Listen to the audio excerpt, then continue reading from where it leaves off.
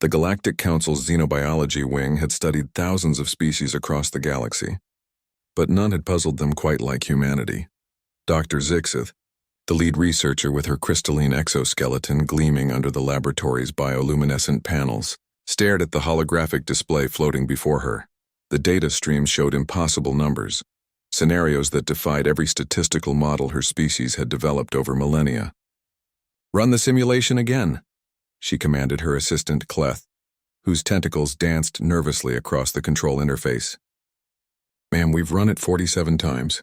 The results remain consistent," Cleth replied, his voice modulated through his species' electromagnetic vocal cords. "According to our combat effectiveness algorithms, humanity should have gone extinct approximately 2,000 of their years ago." Dr. Zixith's compound eyes focused on the specific data points that had been haunting her research for months. The Battle of Thermopylae, 300 Spartan warriors holding off an army of hundreds of thousands. Mathematically impossible. The defense of Rorke's Drift, 150 British soldiers defeating 4,000 Zulu warriors. Statistically absurd. The Battle of Saragossa, civilians with farming tools repelling the most advanced military of their time. Completely illogical. "Show me the Stalingrad data again," she ordered. The hologram shifted, displaying the frozen wasteland of a human city during what their species called World War II. The numbers materialized in the air: German forces with superior equipment, training, and tactical advantages, yet somehow defeated by humans fighting in the ruins of their own homes. The casualty ratios alone should have broken any species' morale within days. "The humans lost over 1 million soldiers and civilians in that single battle," Cleth observed. "Yet they considered it a victory.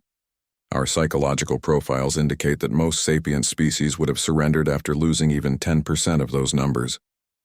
Dr. Zixith moved to another display, this one showing more recent human conflicts.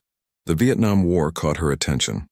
A technologically superior force with orbital support, advanced weapons, and overwhelming numbers, defeated by guerrilla fighters hiding in jungle vegetation.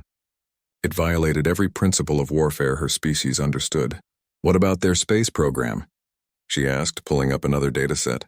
The information that materialized made her exoskeleton rattle with disbelief.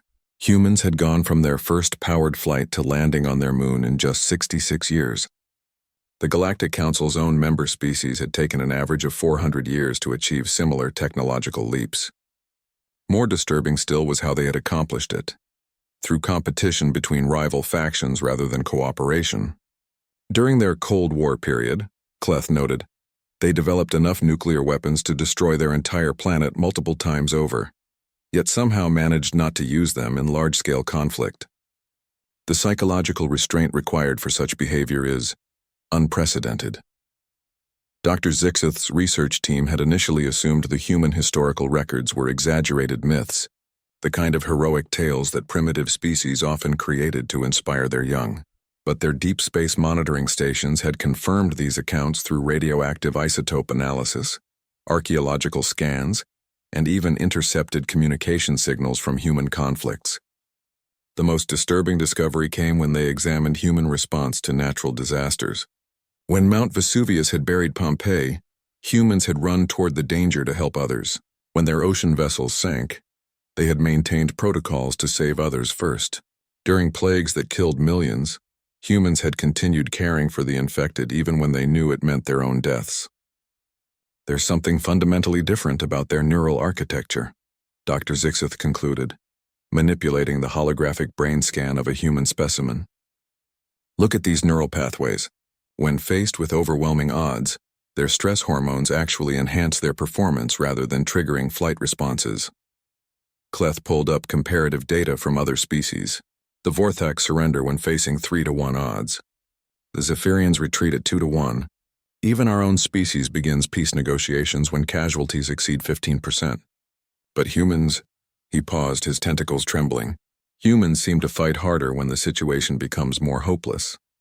The research had begun as a standard xenobiological survey, but had evolved into something far more unsettling.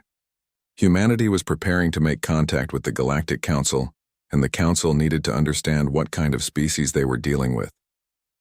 The initial assumption had been that humans were a typical Type 3 civilization, moderately aggressive, reasonably intelligent, but ultimately manageable through standard diplomatic protocols.